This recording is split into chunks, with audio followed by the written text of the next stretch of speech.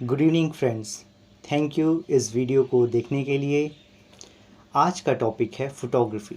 Photography को हम कैसे समझ सकते हैं, इसके मेरे हिसाब से दो तरीके हैं। एक, फोटोग्राफी की साइंस को समझना और दूसरा फोटोग्राफी की आर्ट को समझना। फोटोग्राफी की साइंस से क्या मतलब है? देखिए, जैसे कोई भी आर्टिस्ट अपनी डिफरेंट आर्ट फॉर्म का यूज़ करता है, जैसे पेंटर, जैसे स्कल्प्टर, वो पहले अपने क्राफ्ट को समझता है। क्राफ्ट का मतलब अपने टूल्स को समझता है, उन मीडियम्स को समझता है जिसके थ्रू वो अपने आर्टिस्टिक एक्सप्रेशंस को एक्सप्रेस करता है। वैसे ही फोटोग्राफी को हम इन दो तरीक़ों से समझ सकते हैं। तो फोटोग्राफी की साइंस को समझने के लिए पहले हमें ये समझना होगा कि हमें चीज़ें दिखती क्यों हैं। इसको समझने के लिए पहले बाहर चलते हैं। जब किसी भी ऑब्जेक्ट पे, चाहे वो पेड़ हो, पौधा हो, उस पे लाइट पड़ती है तो लाइट उस ऑब्जेक्ट से होते हुए हमारी आँखों पे एंटर करती है और रेटिना पे इमेज का फॉर्मेशन करती है और हमारा ब्रेन उसे प्रोसेस करके हमें वो सीन दिखाता है। ये प्रोसेस इतना फास्ट होता है कि हमें पता भी नहीं चलता, हमें लगता है कि एक लाइव फिल्म चल रही है। हमारा कैमरा कैसे काम करता है? हमारा कैमरा भी कुछ ऐसे ही काम करता है।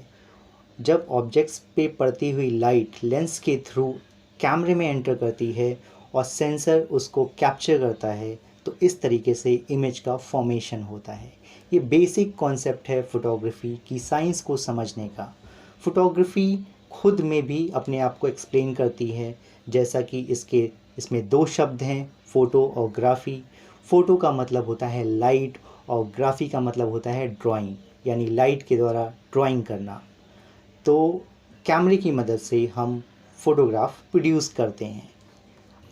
अब हम देखते हैं कि फ़ोटोग्राफी को एक आर्ट की नज़र से कैसे देख सकते हैं।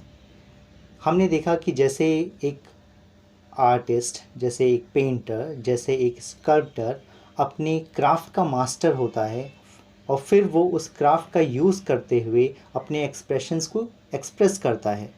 ठीक वैसे ही कैमरे या फोटोग्राफी का इस्तेमाल करते हुए एक आर्टिस्ट इससे अपनी आर्ट को एक्सप्रेस कर सकता है।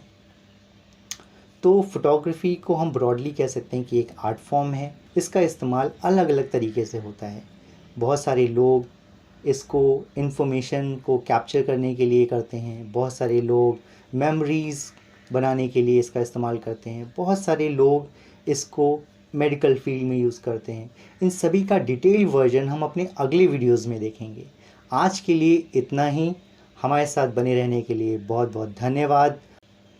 तो हंसते रहिए और फ़ोटोज़ कैप्चर करते रहिए। Thank you.